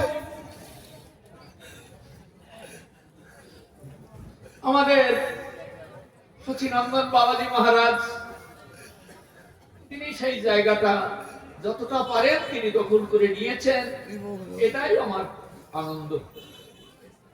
আর আশা করি পরিক্রমা বন্ধ হবে না, তবে আপনাদের কৃপা, আপনাদের, কেননা নবদ্বীপ পরিক্রমা অনেক হয়, সত্যি কথা বলতে কি পাঠও হয়, কিন্তু এই যে স্থানের যে মহিমা আমি তো পিছন থেকে একটু একটু শুনি, সেটা ক্লিয়ার হয় না। এটা ক্লিয়ার হয়। এই পরিক্রমায় আমি অনেককেই বলতে শুনেছি, এই পরিক্রমায় এসে আমরা যথার্থ প্রতিটি দ্বীপের মহিমা আমরা সাধন করি। এটা আমি বাহুবা নেওয়ার জন্য বলছি না। আমি মনে করে বললে আমার ওসব কিছুই নেই। কোন রকমের শ্রী গুরুদেবের করুণা একটুখানি লাভ করেছি। তিনি যে আমার গুরুদেব, এটা আমার বলতেও এখনো সাহস হয়। তিনি যে কত উঠতে ছিলেন, যদি তার মহিমা আপনারা শুনতেন তো হারিয়ে যেতে হয়। তার ভজন নিষ্ঠা আমার তো কিছুই নেই, কিছুই নেই সম্পত্তি, তবুও তার পরশ যে একটু পেয়েছি, এটি আমার জীবনে বড় অবলম্বন। এর থেকে বেশি কিছু আমি আশাই করি। তো যাই হোক, আজকে আমরা এই অন্তদ্বীপের মহিমা আমরা সাধন করব। ভগবান যখন ব্রহ্মলোকের পুরাণাদি পাঠ হয়, জানবেন শিবলোকে পুরাণ পাঠ হয়, দেবলোকে পুরাণ পাঠ হয়।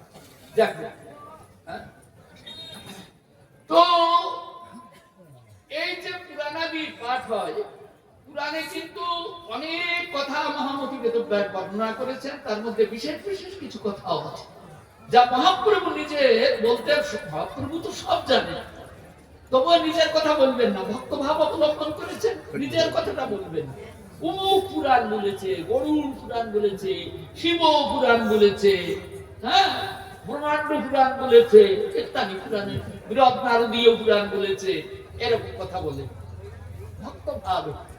উনি তো সবই জানেন, সবই তোমার থেকে, হ্যাঁ, এইভাবে উনি বর্ণনা করেন। এখন ব্রহ্মলোকে ব্রহ্মা দেখলেন, আমি ব্রহ্মলোকে বসে পুরাণ পাঠ করলে তো তাকে আমি পাবো না, হ্যাঁ, আমাকে নবদ্বীপ যেতে হবে। নবদ্বীপ এই যেখানে এসেছে, এই নবদ্বীপ আমাকে, এই জন্য ব্রহ্মা ব্রহ্মলোক পরিত্যাগ করে উনি দেখলেন গোলকঞ্চ পরিত্যাজ্য লোকানান্তরানুকারণা, গোলকধাম পরিত্যাগ করে তিনি সমস্ত লোককে পরিত্রাণ করবার জন্য নরতনু ধারণ করে এই মানুষের মতো হয়ে এই নবদ্বীপে তিনি আসবেন, সমস্ত লোককে পরিত্রাণ করবেন। যদি আমি নবদ্বীপে না যাই তো তিনি ব্রহ্মলোকে আসবেন না। শিব মনে করলেন তিনি কৈলাসে আসবেন না, ইন্দ্র মনে করলেন তিনি দেবলোকে আসবেন না, এই জন্য ওই নরলোকে আমাকে যেতে হবে। ব্রহ্মা তখন একটা নরতনু ধারণ করে, সৃষ্টিকর্তা সবাইকে বানিয়েছেন, আর তার একটা নরতনু ধারণ করে এই দ্বীপটাতে এলেন। এই দ্বীপটা আমি প্রথমে বলেছি জল দ্বারা বেষ্টিত স্থানকে দ্বীপ বলা হয়। আর একটা দ্বীপও আছে, তার নাম হলো প্রদীপ। হ্যাঁ, আর একটা দ্বীপ আছে, তার নাম হলো প্রদীপ। এই প্রদীপটা কি কাজ করে? অন্ধকার বিনাশ করে, অন্ধকার বিনাশ করে, তার জন্যই তো প্রদীপ। আমার অনন্তকালের যে হৃদয়ের অন্ধকার, সেই অন্ধকার আমাকে দূরীভূত করে আমার হৃদয় মন্দিরে প্রেমের প্রদীপ নবদ্বীপ জ্বালিয়ে দেবে। তাই তো এই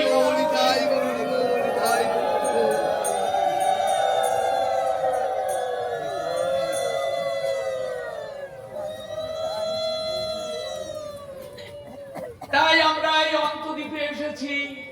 এটার নাম অন্তদ্বীপ। এই অন্তদ্বীপে এসেছেন ব্রহ্মা। এই অন্তদ্বীপে নেমে এসে এখন ভগবানের স্বরূপ চিন্তন করছেন। তিনি কি রকম রূপে আসবেন, কি রকম তার অবয়ব হবে, কেমন তিনি হরিনাম বিতরণ করবেন, এইগুলি তিনি চিন্তন করছেন। মহাপ্রভুর চিন্তনে তিনি ব্যাকুল। আর তিনি কি করেছেন জানেন? আরো একটা কাজ করেছেন ব্রহ্মা। হ্যাঁ, চৈতন্য ভাগবতে দেখবেন মহাপ্রভু নবদ্বীপে আসিবেন জানিয়া সমস্ত তীর্থ আমি থুইলে দিতাম। তীর্থগণকে গিয়ে বলছেন, হে পুষ্কর, হে প্রয়াগ, হে গোদাবরী, হে নর্মদা, হে সিন্ধু, হে কাবেরী, তোমরা এখানে বসে থাকলে ভগবানকে পাবে না। চলো সবাই মিলে নবদ্বীপে যাই। ওই নবদ্বীপে গেলে ভগবান নবদ্বীপে নেমে আসছেন, তাকে সেবা করে আমরা সবাই।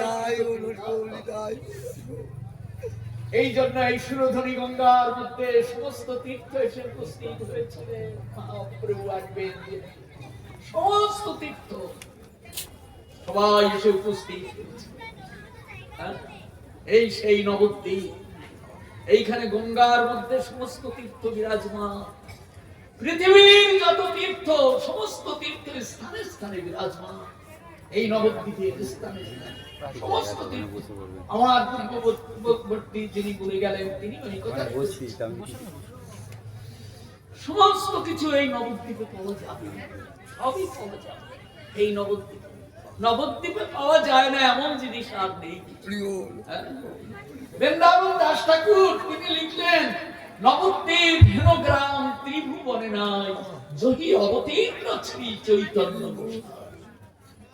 ত্রিভুবনে কোথাও পাবেন না এমন গ্রাম, এই নবদ্বীপের মতো গ্রাম ত্রিভুবনে নাই, জহি অবতীর্ণ শ্রী চৈতন্য। তাহলে নবদ্বীপ কেমন ধাম? তাই ব্রহ্মা এখন এই সুরধুনির দিক দিয়ে কেঁদে কেঁদে ফিরছে। কেননা মহাপ্রভু নিজে কেঁদেছেন। এটা কান্নার যুগ, করুণার যুগ। তিনি করুণায় অবতীর্ণ হয়েছে। করুণায় অবতীর্ণ করো সমাজ হয়তো উন্নত উজ্জ্বল রসা। এই যে আজকে হরিনামের সঙ্গে চোখের জল, এটা একটা উন্নত উজ্জ্বল রস, উন্নত উজ্জ্বল রসের আস্বাদন। এই রস যে পাবে তার অনন্তকালের পাপ ধুয়ে মুছে কোথায় চলে যাবে, চিত্ত শুদ্ধি হয়ে যাবে। আর মহাপ্রভু নিতাই চাঁদের অপার করুণা লাভ করে সে জনম জনমের মতো চিরকৃত কৃতার্থ। এই সেই নবদ্বীপ। এখন ওই নবদ্বীপে এই প্রকার চিন্তা করতে করতে ব্রহ্মা হাঁটছেন। এখন চিন্তায় বিভোর। এখন মহাপ্রভু যে স্বরূপে আসবেন, এখনো তো তিনি আসেননি। যে স্বরূপে আসবেন, ব্রহ্মার ওই চোখের জল দেখে এতে আমাদের বুঝতে হবে চোখের জলই হলো মহাপ্রভুর আনবার একমাত্র উপায়, তাকে ধরবার একমাত্র উপায়। আর জগতে কিছু নেই যে তাকে ধরা যায়। তাই চোখের জল, ব্রহ্মার চোখের জল দেখে তিনি আর স্থির থাকতে পারলেন না। মহামতি বেদব্যাস নিজ কলমে লিখেছেন, কলৌ ভক্তি ভক্তা কৃষ্ণ পুরো স্থিত। এ কলির জীব, যেদিন তুমি কৃষ্ণ কৃষ্ণ বলে কাঁদবে আর চোখের জল পড়বে, সেদিন জানবে তোমার দুয়ারে ভগবান এসে দাঁড়াবে। কলৌ ভক্তি ভক্তা কৃষ্ণ পুরো স্থিত, তোমার সামনে এসে দাঁড়াবে। তাই ব্রহ্মার সামনে এসে দাঁড়ালেন। ব্রহ্মা দেখে একেবারে অচৈতন্য লাভ করলেন। মহাপ্রভুর করুণার বাতাস লেগে গেল তার গায়ে। ব্রহ্মা তখন মহাপ্রভুর চরণে গোড়াগড়ি দিতে লাগলেন, এই তো প্রভু, তোমাকে কোনদিন কোন কালে কত ডেকেছি, কত যুগ চলে গেছে, কত পুরাণ পাঠ করেছি, কত স্তব স্তুতি করেছি, পাইনি তোমার দেখা। তাই আজ এই নদিয়ায় এসে আমি তোমাকে দর্শন করতে নদিয়ায়। আরে নদীটা কেমন দেখুন, এইটা হলো শোধনের কারাগার। আরো শুনতে পাবেন, এক একটা করে দিন যাবে, এক একটা করে দ্বীপ, দ্বীপের কথা শুনবেন, আরো অনেক কিছু বুঝতে পারবেন।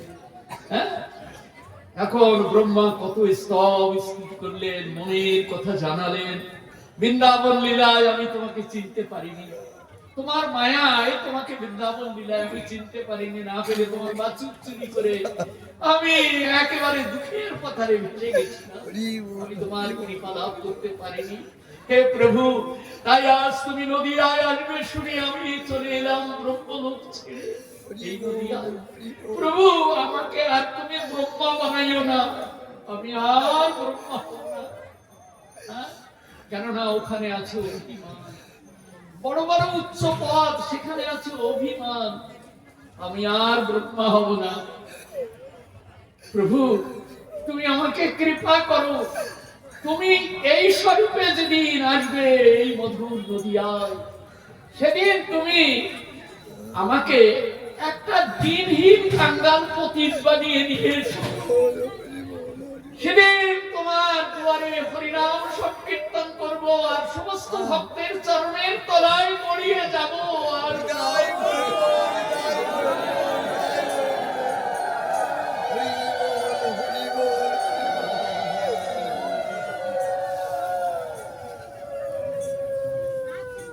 মহাপ্রভু বললেন, ব্রহ্মা, তোমার প্রার্থনা বৃথা যাবে না, তোমার চোখের জল বৃথা যাবে না। আমি এই যুগে এসেছি সকলের মনে বাঞ্ছা পূর্ণ করবার জন্য। রাগ বিলাসে যে বাঞ্ছা পূর্ণ হয়নি, আজকে এই নবদ্বীপে হরিনাম সংকীর্তন করে এই নবদ্বীপে হরিনাম সংকীর্তন। তাই আপনারা এসেছেন এই নদিয়ায় হরিনাম সংকীর্তন করবার জন্য। ভাবুন কোথায় এসেছে। তাই ব্রহ্মা একটা নিষ্কুলে জন্ম চাইলেন, ব্রহ্মা নিষ্কুলে, পতিত কুলে, যাতে সকলের চরণের তলায় পড়ে তিনি হরিনাম সংকীর্তন করে এই দুঃখময় সংসার পার হতে পারেন। কেননা সব জায়গায় দুঃখ, দেবলোকেও দুঃখ, হ্যাঁ, কৈলাসেও দুঃখ, ব্রহ্মলোকেও দুঃখ, এই জগৎটা দুঃখ দিয়েই গড়া, সব জায়গায় দুঃখ। তাহলে পুরাণ পড়ে দেখুন, দেবতারা কতবার সর্বোচ্যুত হয়েছে, হ্যাঁ, কতবার সর্বোচ্যুত হয়েছে। স্বর্গ থেকে তাড়িয়ে দিয়েছে অসুররা, স্বর্গ দখল করে নিয়েছে। তারপর ভগবান আবার তাদের পক্ষে সদয় হয়ে কোন এক শক্তিকে প্রেরণ করে অসুর বিনাশ করে আবার তাদেরকে বসিয়েছে, পুনরায় কলিমি করে দিয়েছে। এ তো চলছে এইরকম। অতএব দুঃখ, দুঃখ, সর্বত্র দুঃখ। এই দুঃখময় সংসার পরিত্রাণের জন্য একমাত্র নিতাই গরুর আমাদের দুয়ারে এসেছে। করুণা নিতাই গরুর। তাই মহাপ্রভু বললেন, ব্রহ্মা তথাস্তু, আমি যখন প্রকট লীলায় হাঁটবো তখন তুমি আসবে, তুমিও হরিনাম সংকীর্তন করবে। তাই সেই ব্রহ্মা আজকে হরিদাস ঠাকুর রূপে এসেছে। হরিদাস ঠাকুর রূপে এসে দেখুন কি করছেন, আজ 3 লক্ষ নাম করছেন, 3 ভাবে, 3 লক্ষ। একটা উচ্চেশ্বরে, আর একটা অল্প উচ্চারণ করে, আর একটা মানুষ। 3 প্রকারের 3 লক্ষ নাম করছে। আমরা নামের মহিমা এখন দিনের পর দিন ভালো মন্দ খেতে খেতে নাম করার দিকে কারোর লক্ষ্য যায় না। সত্যিকারে বলতে কি আমার ধিক্কার লাগে। আমরা যে গুরু পরম্পরায় আমরা দীক্ষিত, আমার দাদু গুরু 5 লক্ষ নাম করেছেন। ওই গোবিন্দ কুণ্ডে সিদ্ধ মনোহর তার বাবা, তিনি যুগল কিশোরকে দর্শন করেছেন। আমার গুরুদেব, আমি যখন দীক্ষা নিয়েছি তখন তিনি 4.5 লক্ষ নাম করতেন। আমি একদিন বাবার কাছে জিজ্ঞাসা করেছিলাম, বাবা আপনি তো নামের মালা কোনো সময় ছাড়েন না, তো কতটা হচ্ছে? বাবা একদিন বলেছিলেন, তুমি কি করবে? এইটুকুই তো করি। আহা, ওইটুকু চিন্তা করা যায়, ভাবা যায়। তো আমরা তার শিষ্য, আমরা যদি নামের মালা পরিত্যাগ করি, তাহলে কি আমাদের গুরু পরম্পরা থাকলে কি হয়? লাঠি মেরে ফেলে দেবে, লাঠি মেরে ফেলে দেবে যদি নাম না করি। এই জন্য কলিযুগে নাম বিনু না, কলিযুগে নাম বিনু, কলিযুগে নাহি আর ধর্ম।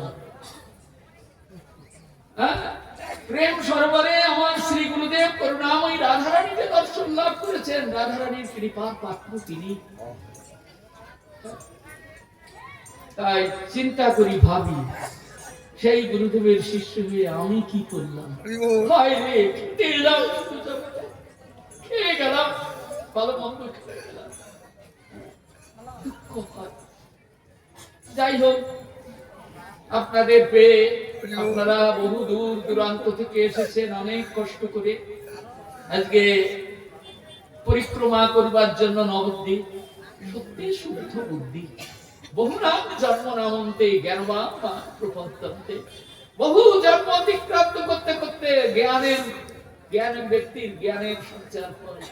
তখন তারা চিন্তা করে আত্মকল্যাণ কি প্রকারে হবে, কে কার পুত্র, কে কার কন্যা, কে কার বাড়ি, কে কার টাকা, কারুর কিছু নয়। হয়তো অমুক এলো, অমুক চলে গেল, এ গেল, ও এলো, এই তো আসা যাওয়ার খেলা, এ সংসার চক্র। তাই পরিত্রাণের পথ চাই। কিভাবে আমরা এই সংসার পরিত্রাণ করতে পারি?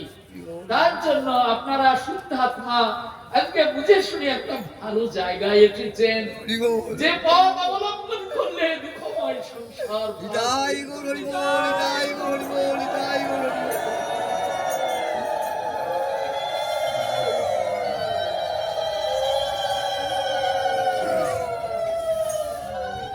ব্রহ্মাকে আশ্বাস দিলেন, তুমি আসবে। আর সেই ব্রহ্মা এখন হরিদাস ঠাকুর রূপে এসে দেখুন কিভাবে তিনি হরিনাম করছেন, কিভাবে। এটা হরিনামের যুগ। হরিনামে যেন আমাদের প্রত্যেকের রতি থাকে, মতি থাকে। হরিনাম আমাদের করতে হবে। নামের মালা নিয়েছি, নাম করি না, তা তো হবে না, নাম করতে হবে। হ্যাঁ, আবার একটা কথা আমি একটু ফাঁকে একটু পোড় মেরে দিই, একটু বলি। মহাপ্রভু কিন্তু লক্ষ্যেশ্বর ছাড়া খান না। যত কথাই বলেন না কেন, মহাপ্রভু যখন দক্ষিণ দেশে গেছিলেন তখন প্রতিটি ব্রাহ্মণ তাকে নিতে চেয়েছিল। মহাপ্রভু তদুত্তরে বলেছিলেন, আমি লক্ষ্যেশ্বরের বাড়ি ছাড়া আমি যাই না। লক্ষ্যেশ্বর, তারা মনে করেছিল লক্ষ্যেশ্বর কাকে বলে, যার লক্ষ টাকা আছে সে হলো লক্ষ্যেশ্বর।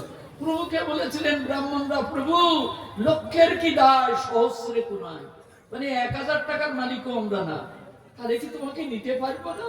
বলে কাঁদছে, প্রভুর কথা থেকে কাঁদছে। তখন প্রভু বললেন, আমি ও কথা বলিনি। কি কথা বললেন? প্রতিদিন যে জন লক্ষ নাম গ্রহণ করে তার নাম বলি আমি লক্ষ্যেশ্বর, তার গৃহে ভিক্ষা মোর না যায় অন্য ঘর।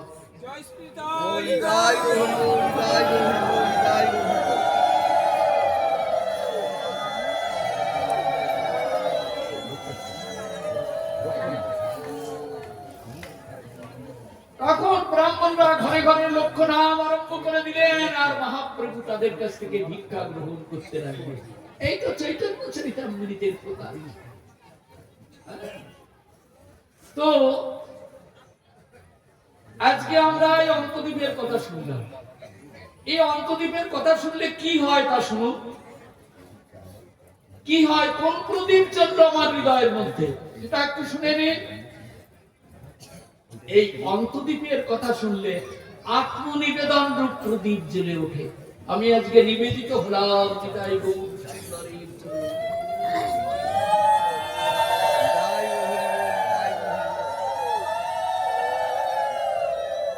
আত্মনিবেদন রূপ প্রদীপ জ্বলে উঠল আমার জীবনে। এইভাবে আপনি নবদ্বীপ পরিক্রমা করে চলে গেলেন বাড়িতে। তখন ব্রাহ্মণ ঠাকুর বলল, দেখো ওটা 1 সিঁড়ি হয়ে গেছে, এখন আর পূজা পার্বণ করতে আসে না, আমাদের কাছে আসে না, এটা ওটা, হ্যাঁ এরকম বলবে, কিন্তু ফিরেও তাকাবে না। আমি নবদ্বীপে গিয়েছিলাম, নিতাই গৌর চরণ কমল করেছি সার, এ ভিন্ন আমি অন্য কোনো দিকে যাব না। সকলে বলে